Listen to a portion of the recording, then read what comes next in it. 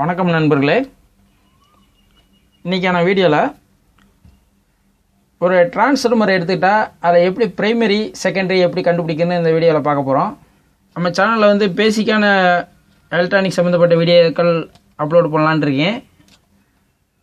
புதிய நண்பர்கள் நம்ம சேனலை பார்க்குறீங்கன்னா மறக்காமல் சப்ஸ்கிரைப் பண்ணி நம்ம சேனலுக்கு ஆதரவு கொடுங்க.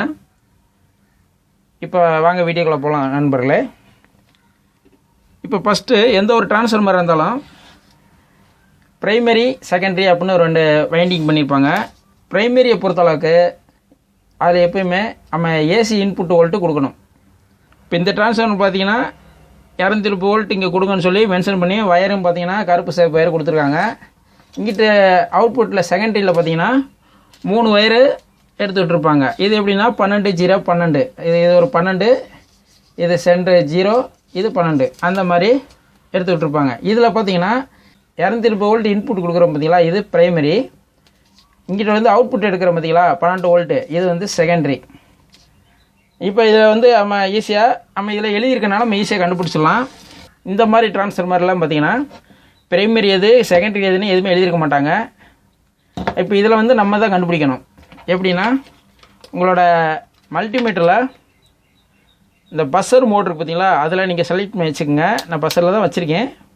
செலக்ட் பண்ணி வச்சுக்கிட்டு இப்போ நான் இந்த டிரான்ஸ்ஃபார்மரை உங்களுக்கு செக் பண்ணி காட்டுறேன் பாருங்கள்.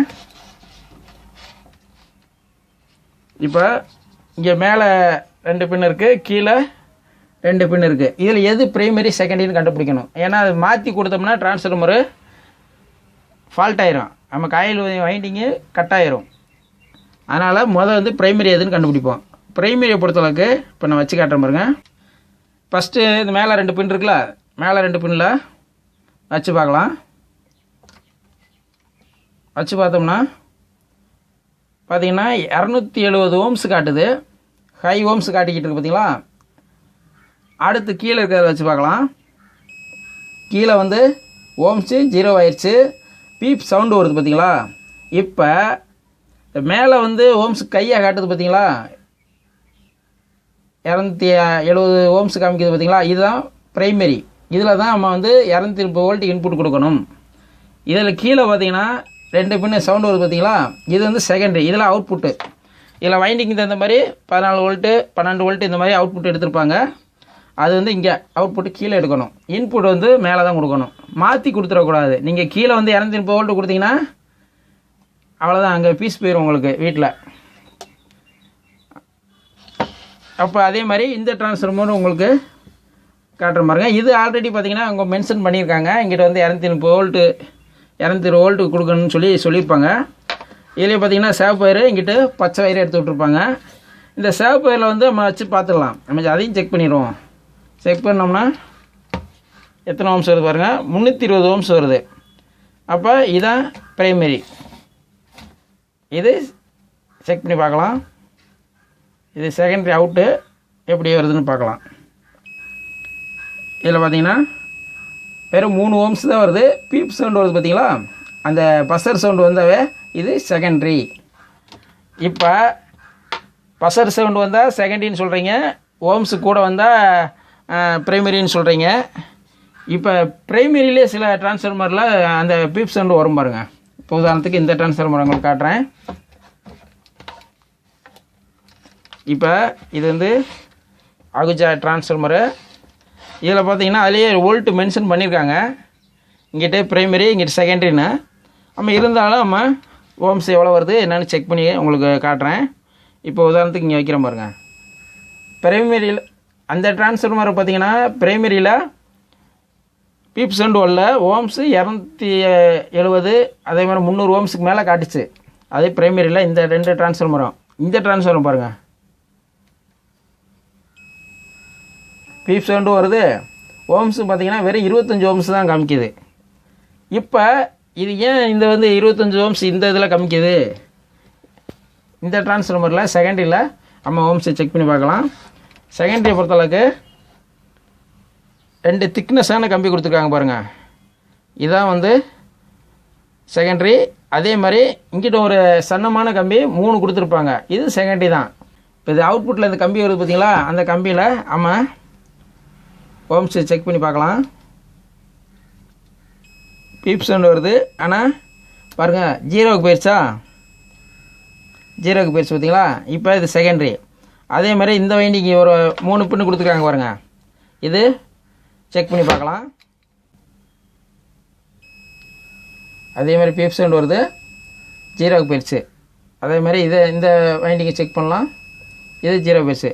இந்த பக்கம் இருக்க எல்லாமே செகண்டரி. செகண்டரியை பொறுத்தளவுக்கு இதில் மொத்தம் 5 பின்னு வெளியே எடுத்துகிட்ருப்பாங்க. 5 பின்னில் பார்த்தீங்கன்னா 2 கம்பி மட்டும் நல்லா தடிமனாக போட்டிருக்காங்க பார்த்தீங்களா? அது மட்டும் ஆம்ஸுக்கு கூட உள்ளது. இது வந்து ஆடியோ போர்டுக்கு இதை கொடுக்கணும். இது வந்து ஃப்ரீ செக்ஷனுக்கு அம்மா கொடுத்துக்கிற மாதிரி கொடுத்துருப்பாங்க. இப்போ இது செகண்டரி. ஆனால் இதில் பிரைமரியில் உங்களுக்கு ஓம்ஸு காட்டுது. ஆனால் பீப் சவுண்டு வருது. ஆனால் 20 ஓம்ஸுக்கு மேலே போயிடுச்சு. அப்படிங்கும்போது இது வந்து இந்த டிரான்ஸ்ஃபார்மர் பொறுத்தவரைக்கும் இது பிரைமரி. இது ஏங்க இது வந்து ஓம்ஸு கம்மியாக காமிக்குது, இந்த டிரான்ஸ்ஃபார்மர்லாம் கூட காமிக்குது, இது ஏன் கம்மியாக காமிக்குதுன்னா அந்த கம்பியோட திக்னஸை பொறுத்து அந்த சுத்து வந்து டிஃப்ரெண்ட் இருக்கும். இது வந்து இந்த டிரான்ஸ்ஃபார்மர் பார்த்தீங்கன்னா திக்னஸ்ஸு கம்மி, பிரைமரி வந்து திக்னஸ் கம்மி இருக்கிறனால சுத்து அதிகமாக சுற்றிருப்பாங்க. அதனால் ஓம்ஸு கூட காமிக்கும்.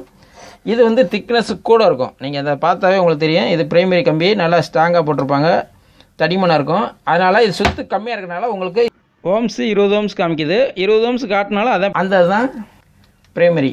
இந்த ஓம்ஸே காட்டாமல் நம்ம ஜீரோவுக்கு போயிருது பார்த்தீங்களா? இது பூரா செகண்டரி. இந்த மாதிரி நீங்கள் நம்ம டிரான்ஸ்ஃபார்மரை செக் பண்ணணும். இப்போ இந்த டிரான்ஸ்ஃபார்மரில் நம்ம வோல்ட்டு கொடுத்து அவுட்புட் எப்படி செக் பண்ணுறேன்னு அதையும் உங்களுக்கு சொல்லிடுறேன். இப்போ இதான் வந்து பிரைமரின்னு நம்மளுக்கு தெரிஞ்சிருச்சு. அதனால் அந்த பிரைமரியில் நம்ம 230 வோல்ட்டு ஏசி கரண்ட்டை நம்ம கொடுத்துக்கலாம்.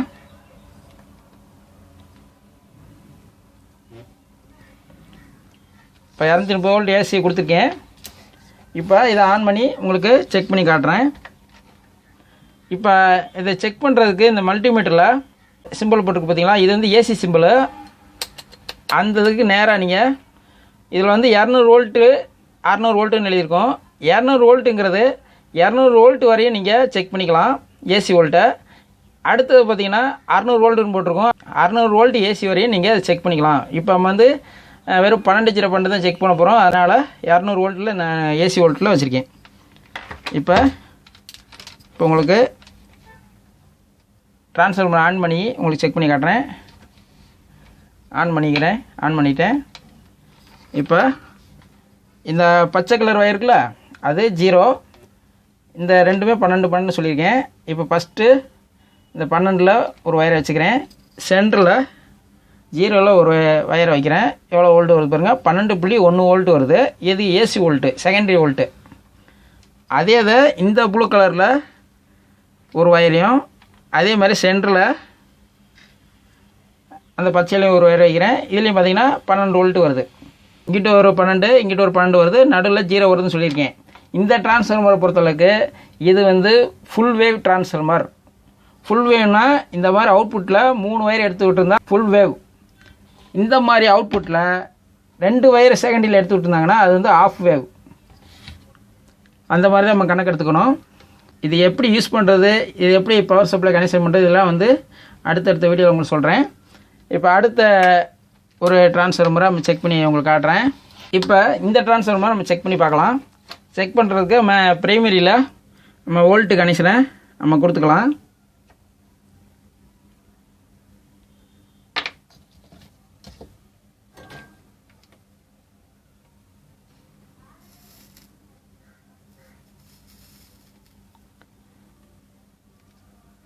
ஃபஸ்ட்டு ஒரு வயரை பற்ற வைக்கிறேன்.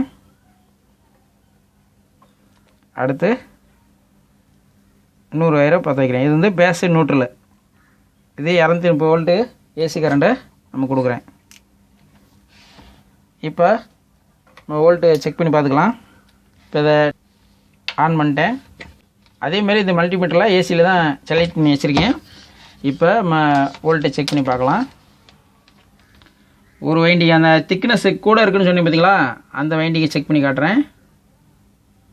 பார்த்தீங்களா 13.3 வோல்ட்டு வருது. இது வந்து ஏசி வோல்ட்டு. அடுத்து வந்து ஃபுல் வேவ் வைண்டிங் எடுத்துருக்காங்களா, அதை செக் பண்ணி காட்டுறேன். இப்போ செக் பண்ணி காட்டுறேன் பாருங்க.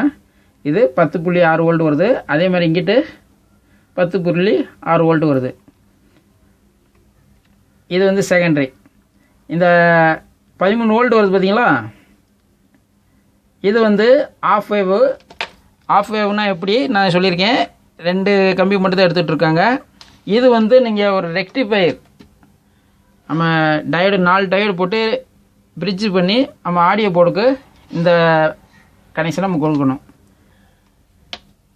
இந்த மாதிரி நம்ம ட்ரான்ஸ்ஃபார்மர் செக் பண்ணாமல் ஃபஸ்ட்டு வந்து அடிப்படையாக வந்து ட்ரான்ஸ்ஃபார்மர் வந்து எப்படி ஃபங்க்ஷன் ஆகுதுன்னு தெரிஞ்சுக்கிட்டாவே நம்ம வந்து அடுத்தடுத்த அந்த பவர் சப்ளை ஜாயின் பண்ணுறது, இந்த மாதிரி விஷயங்கள்லாம் உங்களுக்கு அடுத்தடுத்த வீடியோவில் உங்களுக்கு சொல்கிறேன். புதுசாக எலக்ட்ரானிக்ஸை கற்றுக்கிட்டேன்னு நினைக்கிறீங்கன்னா நம்ம சேனலுக்கு ஆதரவு கொடுங்க. உங்களுக்கு இது மாதிரி வீடியோக்கள் நிறைய உங்களுக்கு பப்ளிஷ் பண்ணுறேன். அவ்வளோதான் நண்பர்களே. இந்த வீடியோ பிடிச்சிருந்தால் லைக் பண்ணுங்கள். ஒரு நல்ல வீடியோவில் சந்திப்போம். நன்றி, வணக்கம்.